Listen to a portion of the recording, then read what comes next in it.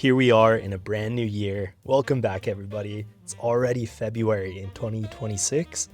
It's been a minute since my last upload.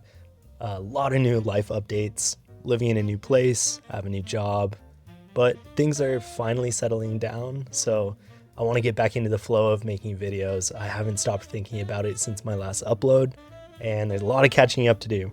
So for this video, I want to tie a bow on 2025 by talking about some of my very favorite gaming experiences throughout the year. I'm not really going to focus on games that came out in 2025. The majority of these will be that, but I more so just want to focus on really great experiences throughout the year in gaming, and I want to share them with you. Most of these games are going to be independent games made by small teams, so I really want to encourage you, if you see or hear anything today that sparks interest, go to Steam, wishlist the game, support the developers. That helps them out so much. The very first game I need to talk about is Sword of the Sea. It's one of my favorite gaming experiences throughout the whole year. I do have a dedicated video on my channel that I published back in September when the game launched, I believe. This game is short, but very impactful. You know, if you have like 3 to 4 hours, if you're into those shorter story experiences, this is a great one for you. I've been enjoying that lately myself just because of my time constraints. Short, quick gaming experiences where I'm not dedicating hours and hours and hours of my life to seeing this story through. The shorter ones are really impactful right now. This one hit all the marks for me. Beautiful visuals, great music, tight controls. The landscapes in this game are just captivating. It's a little tricky to put into words, but this one really resonated with me, and I've thought about it many times throughout the year. I'll probably go back and play it soon. It's not a perfect game, but I do believe it's very underrated. Next up on the list, we have Monsters Are Coming: Rockin' Road. 2025 was the year of the roguelike or survivor type genre. It's so crowded, but the oversaturation makes the gems in the genre really stand out. They've got to be very creative to stand out amongst the crowd. I tried the demo for this one in one of the past Next Fests because I thought it looked like a fun, unique spin on the genre, and it definitely was, because after I downloaded that demo and sat down with it, I put 5 or 6 hours into the demo. There wasn't that much content to explore, but I found myself going back and replaying it over and over again because the game loop was so much fun. It's a bit like Vampire Survivor, but more complex. You pick a castle, and the different castles you unlock have different abilities. Your castle is on wheels, so you're trying to move it from point A to point B while hordes of these dark matter, dark entity, spirit monster things are coming after your castle trying to destroy it. And what you do is you level up, you stack weapons and buffs, and there are different checkpoints you hit along that point A to point B route where you can upgrade your castle or your character. There's a variety of different weapons you can unlock, and the castles themselves have cool systems for creating different builds and synergies.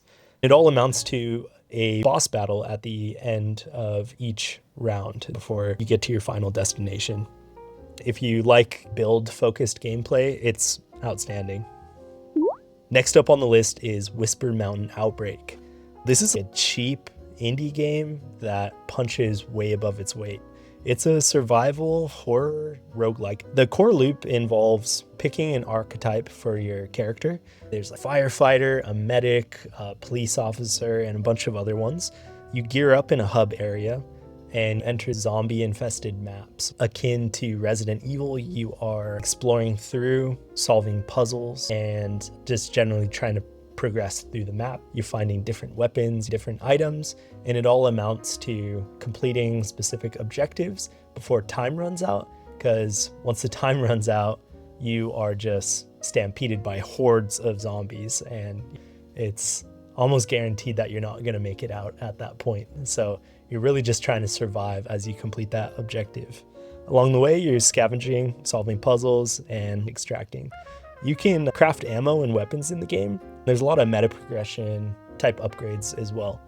It's really chaotic with friends, and even though it's a very indie looking pixel graphic type game, the sound design was so good. When I was playing it alone with headphones, visually it's not very scary, but it really gets your heart pumping. The sound effects, the sounds of the zombies and the music and extracting, I definitely felt that adrenaline rush. Maybe the bosses are a little bit overtuned, but with friends, it's great. It's been a couple months since I played, but around the time I last played, it was receiving a lot of updates. So great things to come with this title. Definitely recommend checking it out. The next game on the list is Fragpunk. I don't usually cover first-person shooter games, but I really love them. I grew up playing them, and whenever a new FPS comes out, especially a competitive online FPS, I gotta check it out. And Fragpunk is amazing for a couple reasons. First of all, it's free, but it doesn't feel like they're trying to empty my wallet.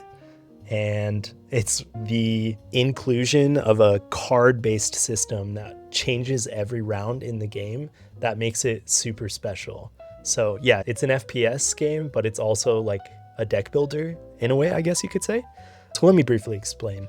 Each currency from kills or completing objectives gets you points, and your team can take those points and spend them voting on cards. These cards give your team buffs, change the map in an advantageous way. They might counter the enemy team's cards, or, you know, if you have enough funds, you can buy 3 cards at a time. Depending on what you vote on, they can really synergize well with each other. Learning how the gunplay works in the game, which is extremely tight, precise, and very sweaty, it's great learning the maps. That's only half the game. The other half is all of this strategy around how the cards work. So if you're tired of normal 6v6 shooters, I definitely recommend checking this one out. I don't think it's gotten extremely popular, which really surprises me because it does feel very polished. But, you know, if you're looking for something new to try out, the community's still there. I never have trouble booting into a match. So yeah, definitely check that one out. Next game on the list is Yellow Taxi Goes Vroom. I love 3D platformers. It's probably my favorite genre at the end of the day. But, you know, a lot of them get written off for simply being collectathons. But the thing about a great 3D platformer is when they're designed in a way where the movement is really at the forefront of the game, and mastering what might seem like a simple control scheme might open the doors to very expressive movement throughout maps that might seemingly be simple at face value, but once you learn this complex way of using seemingly simple controls, the map might open up in a really cool way. This is a textbook example of that type of 3D platformer done really well. So the controls are extremely unique. I've never played a game with this specific control scheme, and I won't explain it here for time's sake, but it's very cool, and you can probably get the gist of it from the gameplay here. Once it clicks, the maps really open up massively in these very fun ways where you're boggling your own mind at how you even reached this corner of the map that seems like it should just be impossible to get to. The visuals are just crazy. I'm just gonna leave it at that. It's like a fucking trip. And the soundtrack is also a banger. This one is just a feel-good platformer. It feels like Saturday morning cartoons. All right, and then the next one on the list is Absolem. Lots of people have already hyped this game up. There's not much I can say that hasn't already been said about it, but this one really stuck with me because I played it on a trip from San Diego to Seattle, Washington, and I was just hooked on it. I think I was playing on my ROG Ally that I had at the time. The only point I stopped playing was my girlfriend tapping me on the shoulder, telling me I should probably quiet down because I was mashing the button so hard, which is pretty funny. It's a good memory. But yeah, this is just a super great, fun, extremely well-designed beat 'em up. Incredible art style. I love the art style so much. I sought out the main lead artist slash designer, I guess, of the game on Instagram, and it was really cool to see some of the behind the scenes art of Absolem. Highly recommend following. This game feels like a graphic novel come to life that you get to play inside of. There is a great demo. Definitely check it out if you're even a little curious. It'll give you a great taste of the game from there. Purchase it if you like what you experience. This game is even better with co-op as well. So if you got a buddy to play with, do that. Next up on the list, I have Parking Garage Rally. I heard about this one through the Nerd Nest podcast. I want to say Russ from Retro Game Corps brought it up, and it sounded right up my alley. So I think it was an instant buy from there because it's relatively cheap. Conceptually, it's kind of like a rally racing type game, but you're only racing inside these very complex parking garages. It's all done in this very 90s looking retro, old school Sega type, racing graphics, or maybe all akin to like Dreamcast. And then it's also got this crazy kind of like early 2000s ska soundtrack with horn sections and, kind of like plucky, strummy guitars. It's great. Somehow the combination of all those things just come together, and this feels like you're just getting punched in the face with nostalgia. The lap times, chasing gold times on this game, classic time trial type racing game. It's really addictive. Definitely check it out if that piques your interest at all. Everyone's talked about it at this point. First it was Balatro. Everyone and their grandma was talking about it, and then Ball Pit came out, and I feel like it was the same thing again. I caved with both games, and I'm glad I did, because even though I put up a fight at first, I wanted to be a hater. Tried both games out. They were both amazing. But right now, I just want to focus on Ball Pit. Why I love it, it fits every situation when I go to play it. I could be on my full desktop gaming PC, max out the graphics and the HDR and all that, or I could be sitting on my couch, chilling, laying back with a controller, or on one of my many handhelds, most recently the AYN Thor. It's so easy to pick up and play, and the round-based system is just perfect for that. It's great to play in quick increments, or you can sit down and binge out like 2-3 hours of gameplay and you will not get bored of it. The amount of different characters they have in the game and all their different abilities, and sometimes how you can synergize with two characters. It's chill, but it can be deep if you want it to be, which is really nice. There's a lot of balance there, and I think it totally deserves all the hype that it's received. Next up is Haste. Haste also has a dedicated video on my channel. I couldn't leave it off this list. It's one of my favorite games I played in 2025. I kind of have a new perspective on it because recently they released a co-op mode, which changed everything. I got to experience the game with my best buddy. I convinced him to buy it.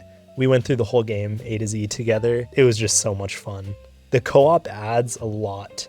If you're playing the game on single player, you're really racing against the clock. The map is actively imploding behind you as you are running forward, so you need to make sure you keep up momentum as not to get caught up in that and hit the game over screen. But once you add co-op in, I don't know if they specifically designed it to feel this way. My buddy and I were racing each other as we were trying to get to the finish line, which was so much fun. Every time we went through a little stage together, it's like, who's going to finish first? Who's going to get to the checkpoint first? That added such a fun layer to the game. As well as when you visit the shops, the items are limited. We had to be very strategic about who was buying what item, or if we were feeling like assholes, maybe one person would buy up all the items before the other person. It added another fun layer to an already amazing game. Next one is Nurikabe World. This is kind of a random one, I'm not gonna lie. I would say it's kind of like a Sudoku, but if you're intimidated by Sudoku, or you've never played it, or it just looks like it's not your jam, totally get that. That's how I once felt. But Nurikabe World, it's great. It is so relaxing. It's not intimidating at all once you learn how to play it, and the game does a great job at introducing you to the rules and how to play it. The rules are basically water has to flow freely throughout the map. You're creating these islands that match the number of cells that it's telling you to, and the water has to flow through in such a way to where it's not being blocked at any point. It's got to be completely free flowing, but it also can't be bigger than a 2x2 section. The rules here are very simple, and once you get into the rhythm of going through these stages, you feel like a genius because you're just solving these little micro puzzles in each stage in beautiful meditative flow, and it's just relaxing. The graphics are super calm and soft and nice, and the music matches it. It's a great experience. I was really enjoying playing this between more intense games, and I definitely recommend it. We've got another world game here. This is Wheel World. It's a world you get to explore that revolves around bicycles. Why it stood out to me so much is I just loved being immersed in the environment of this game. It was very immersive for such a silly, cartoonish looking game. Something about the seaside towns you're exploring is almost like an alternate reality, cartoon Greece.